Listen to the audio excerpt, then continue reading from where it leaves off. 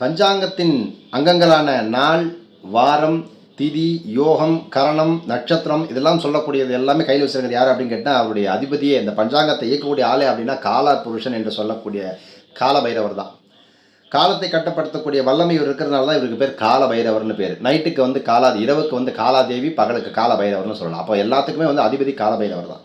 பிறக்கும்போது மேற்படி பஞ்சாங்க தோஷங்கள்லேருந்து 5ம் எப்பொழுதும் நமக்கு நல்லது நடக்க சாதகமாக இருக்க கும்பகோணம் பக்கத்தில் வந்து பார்த்திங்கன்னா ஆவூர் அப்படின்னு என்று சொல்லக்கூடிய இடத்துல வந்து 5 வடிவங்களில் காட்சி தரக்கூடிய பஞ்ச பைரவர்களை நம்ம வழிபட்டோம் அப்படின்னா நம்ம வாழ்வில் வந்து பார்த்திங்கன்னா நம்ம காலச்சக்கரத்துப்படி நம்ம பேசுவோம் இல்லையா, ஜாதகப்படியோ காலச்சக்கரத்தின்படியோ ஏதாவது தோஷங்கள் சாபங்கள் ஏதாவது பித்ரு சாபங்கள் எதுவாக இருந்தாலும் அந்த நம்ம ஏதோ ஒரு கரணத்தில் பிறந்திருப்போம், திதியில் பிறந்திருப்போம், நட்சத்திரத்தில் பிறந்திருப்போம், நாளில் பிறந்திருப்போம், அதில் இருக்கக்கூடிய தோஷங்களை எல்லாம் இந்த பஞ்ச பைரவர்கள் தீர்த்து வைக்கிறார்கள்.